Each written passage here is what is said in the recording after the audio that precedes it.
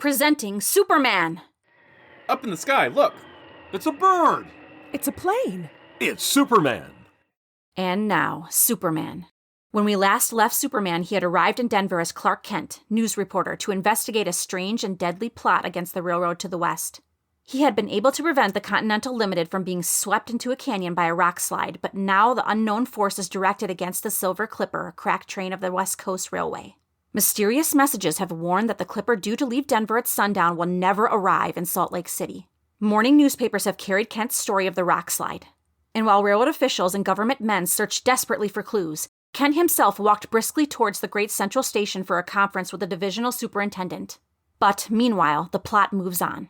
In a secret hiding place overlooking the railroad yards, the man called the Wolf talks with his subordinate, Kino. Listen. So, very fine. At last the unbelieving fools begin to take me seriously. You have read the stories, Kino? I read them. Well, why so sullen? I don't understand it. I tell you, that track was blocked for 100 feet, and yet 5 minutes later the Continental went right on through. Next time, my friend, please observe more accurately. Obviously, the track was not blocked for 100 feet. It was not blocked at all. But I tell you it was. You should join forces with the conductor of the train.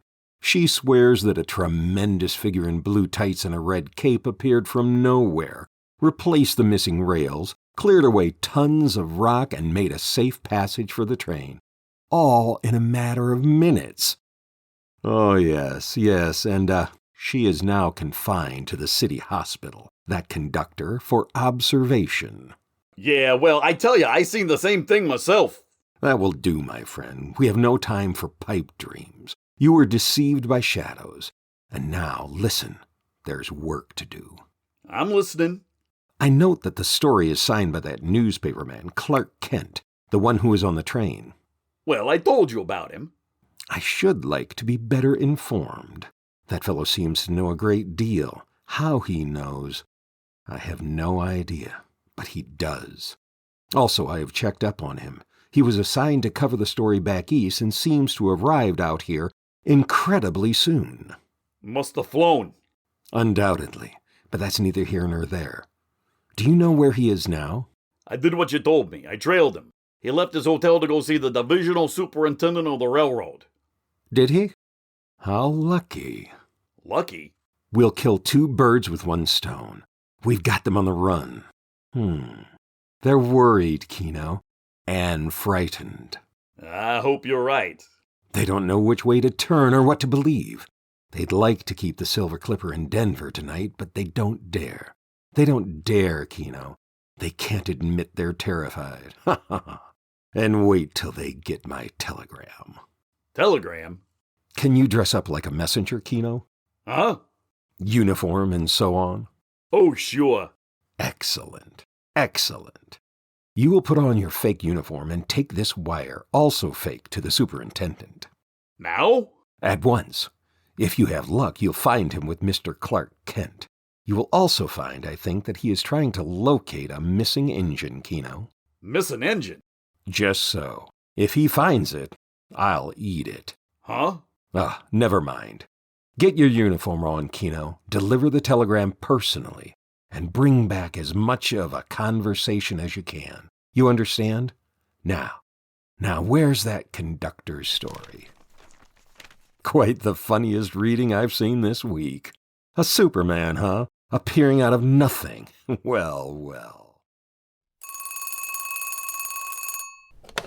Hello? Yes, this is the superintendent speaking. What? Well, trace it again. Trace it from both ends of the line. Oh, nuts. Don't tell me you can't find it. Do you think a locomotive and tender could vanish in thin air? Check every station master and call me back.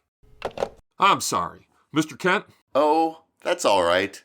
Stupid idiots. Look here. We sent a spare engine and tender down the line last night, and now they can't tell me where it is. What, on the main line? Certainly. Never mind. Let's get back to this business of the Continental. Any more news on that conductor? No, not so far. Poor fellow's out of his mind. What do you suppose he thought he saw? All that business about a Superman. Yes, I only wish to heaven they'd never printed it. Well, I didn't report that, believe me. No, I know. And now look here, Kent. I've checked with your paper back east, and they tell me that it's all right, that you're here to do what you can. Now, what do you want to know? Well, first of all, have you any idea what's back of this trouble on the railroads? Not the slightest. If you ask me, there's a lunatic at large. Aw, don't you believe it? What else can I believe? It's too senseless, utterly mad. Well, you had warnings. Yes, which we ignored. We get them all the time, from cranks and nuts. But these warnings came true. So what of it? Do you still think they came from cranks and nuts? All right, Kent, what do you think? I think that one man or a group of men is trying to paralyze this country with fear. Yes, but why? I'm afraid we'll find that out later, unless we can stop them. Good Lord, we've got to stop them. This can't go on, Kent. Well, we'll do what we can. Well, what do you suggest? I suggest that we don't let the Silver Clipper leave Denver tonight. Oh, Kent, she's got to leave. You can't imagine what the reaction would be if she didn't. Well, you're taking a chance. Yeah, we can't help that. She's got to go. Well then, we must work fast. We only have until this evening. I have one more idea. Yes, what is it? Well, if you read my story carefully, you'll see that I imply I know more than I printed. Yes, I did notice that. Well, do you? Well, not yet, but I expect to. How? The people back of this, particularly that man called the Wolf, will want to know just what I do know and where I got it. Well? I suppose to show myself around until he catches up with me. Will he? I think so. I was shadowed this morning on my way here. Good Lord, you were?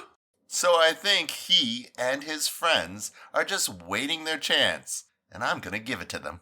Oh, Kent, don't do it. Why, if they'd wreck a train, well, they wouldn't think twice about... About putting me out of the way? Yes. Don't worry. But why? What's the idea? While they're finding out how much I know, I may be finding out one or two items about them. Well, I only hope... Here, how long have you been standing there, messenger? Oh, I just come, boss. You the divisional superintendent? A telegram. Oh, yes, sir. For you personally. They told me to bring her right in. I seen the door was open, so I walked... Yeah, I hope they found that engine. Well? That's all, messenger. You can get out. Yes, sir. No, wait. Hey, where'd you get this wire? Huh? Oh, the office giving it to me. Said to bring her right over. All right. Go on and close the door behind you. Hey, Kent, listen to this. Yes? Where an engine is now, a train will be tomorrow. The Silver Clipper will vanish like smoke, never to be seen by the eyes of living men. Well, sounds like black magic. I don't believe it. Why, they'd never dare. Oh, they dare all right. Is that telegram signed? Yes, it's signed, The Wolf. The Wolf? Okay, Mr. Superintendent. Yes? That settles it. Have that wire checked, find out who sent it, and when, and from where if you can.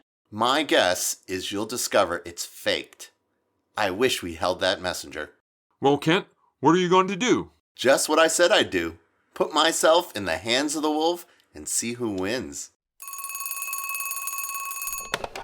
Superintendent speaking. What? Why, look here. That's not possible. It can't be. Man alive, think what you're saying. Now look here. You tell the crew to report here in my office. That's right, at once. My God, I bet I'll find something out. Anything new? Why, it's the silliest thing I ever heard. Wait, that telegram. Where an engine is now, I don't believe it. I don't believe it for a minute. What is it? Kent, that locomotive and tender, it passed through Kingston at 11:15. Yes? And it passed through Richville at 11:50. Well? It should have reached Lewisburg at 12:20, just 30 minutes later. And it didn't? It wasn't on time? On time? Why, it never got there at all. Well, that's easy. It left the rails somewhere in between. Yes, you'd think so, but listen to this. A crew left Richville and a crew left Lewisburg. They met somewhere in between just now in broad daylight, and neither crew had seen sight of that engine anywhere. Well, that's not possible. No, it isn't, is it? Black magic. Is that what you called it, Kent? I think I'm going mad, like this conductor. Well, what are you going to do? Do? I'm going out to hunt wolves. Anybody looking? No, quick, out of these clothes, now that window. Goodbye to Clark Kent temporarily. It's Superman's turn now. To find out where those devils are hiding, and to listen while they tell me what they know. Up, over the yards. Circle around a bit. Ha! There goes the messenger. Watch him. Watch him. Now, land on that roof. Look down into the street. There he goes, the messenger, into that house with the broken railing. Now then, I think I'll become Clark Kent again. A respectable representative of the Daily Planet.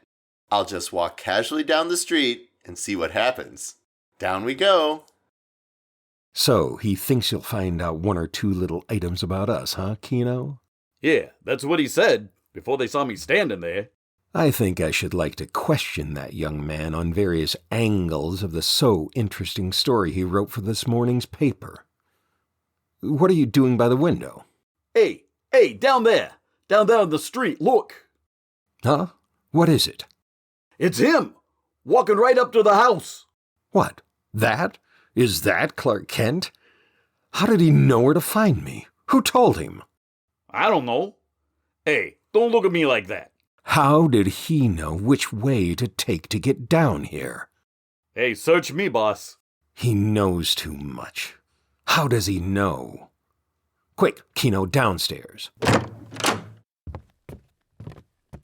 Hey, boss, what are you gonna do with him?